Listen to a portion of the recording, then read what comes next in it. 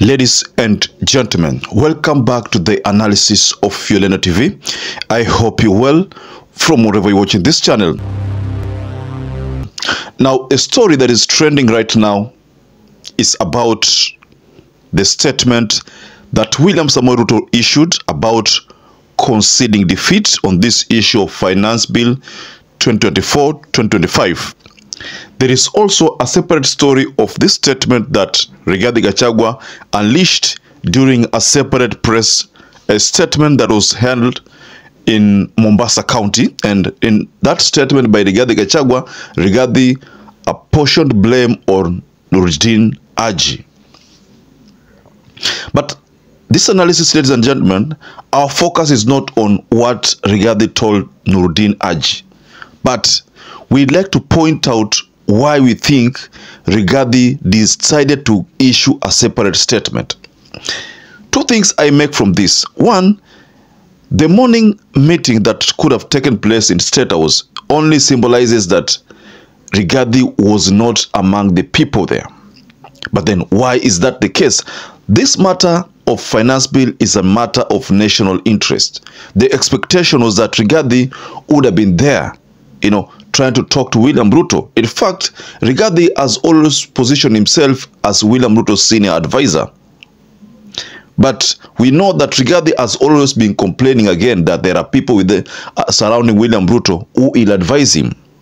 So I want us to explore some of the possible reasons why we think Rigathi could have decided to skip the State House address. Before we get there, please like this video. It's so important if you like this video.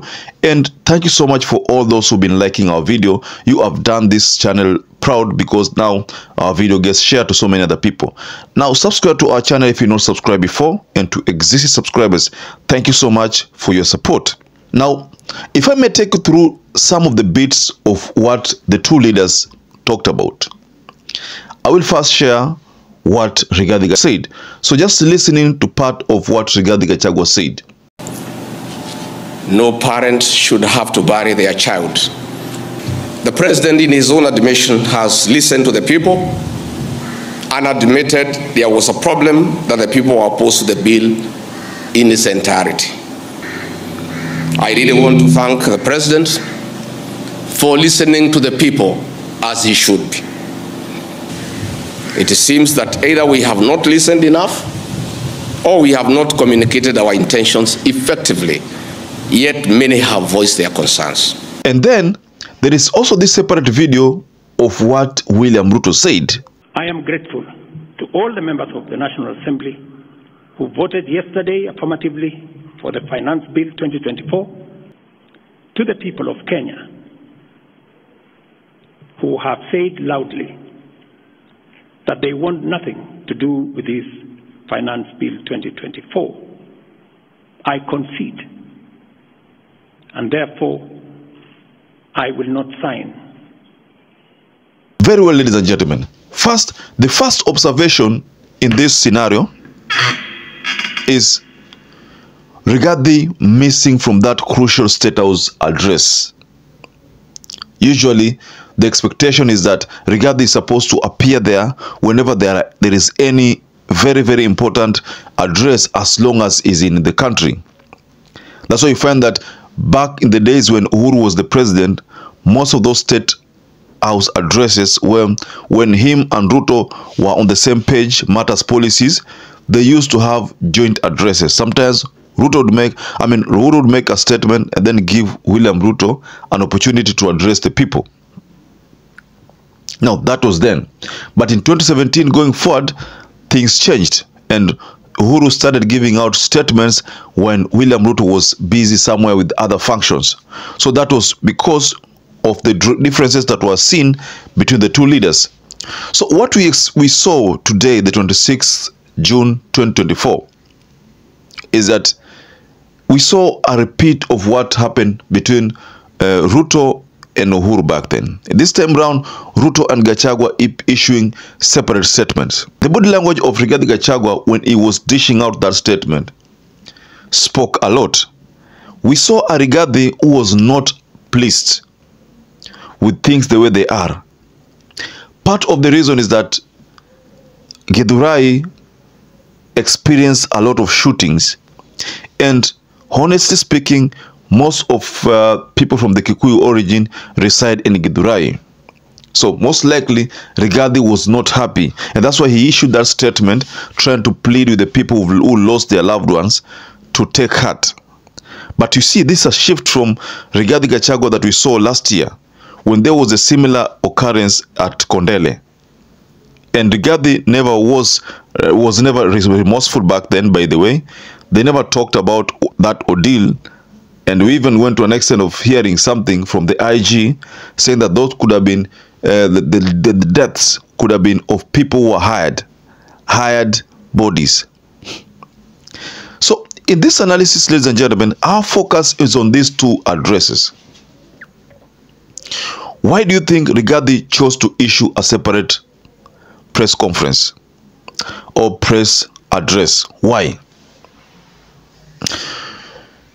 We would have expected, just like I said, that a statement of this magnitude would have been issued where Rigathi is stood there, or Rigathi is just besides William Ruto, and when this thing is being done.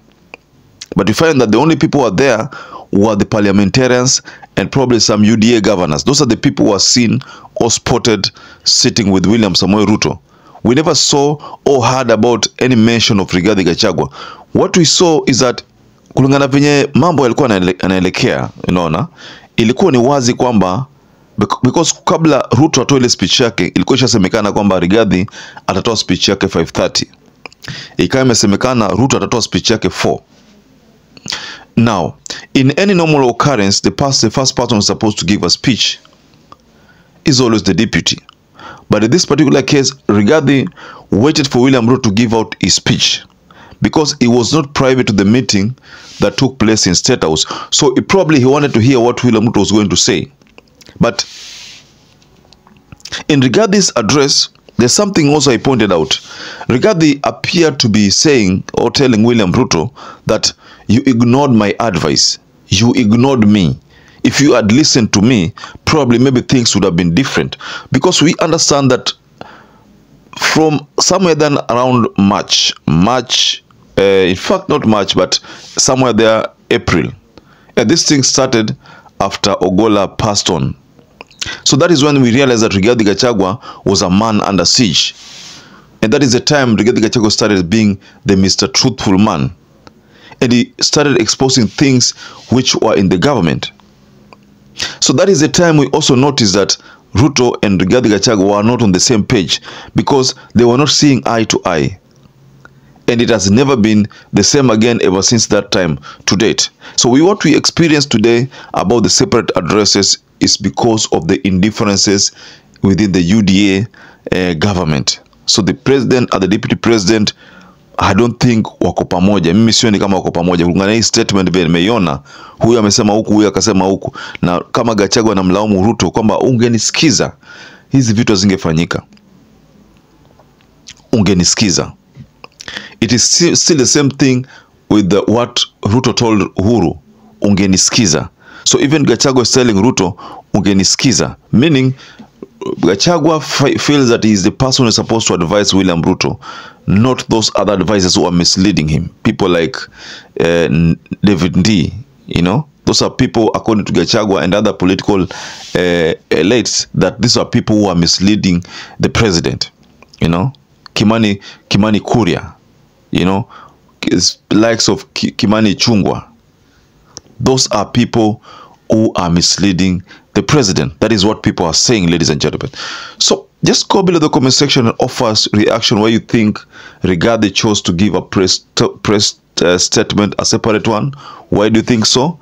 And why do you think Rigathi missed the Statehouse meeting, the closed-door Statehouse meeting that brought about the decision to have the finance bill withdrawn completely? Because that is the call of the youths and Kenyans. It's not only the youths, but the call is from Kenyans. So ladies and gentlemen, perhaps if you're watching this video and you're not subscribed, take 1 second and subscribe, like this video. Till you catch up again, stay safe and stay blessed.